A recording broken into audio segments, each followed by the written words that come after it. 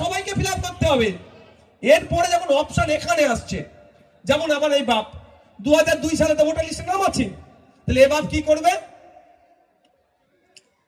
আপনাদের দিক থেকে বাম দিকের যে জায়গাটা আছে, নির্বাচকের নাম মানে বাপের নাম, ইনার নাম, বাপ মানে আপনার নামটা কি বাবু? জলিল গাজী, তার নাম লিখবে, এপিক নাম্বার লিখবে। যদি এপিক নাম্বার নাও থাকে 2002 এর ভোটার লিস্টে, আমার আব্বার ভোটার কার্ডে লিস্টে এপিক নাম্বার আছে, আবার আমার আম্মার এপিক নাম্বার নাই, অনেকের এপিক নাম্বার নাই, আতঙ্কিত হওয়ার দরকার নেই। এপিক নাম্বার দেওয়ার দায়িত্ব আমার না সরকারের? এই ভুল করেছে কে? নামের বানের ভুলটা কে করেছে?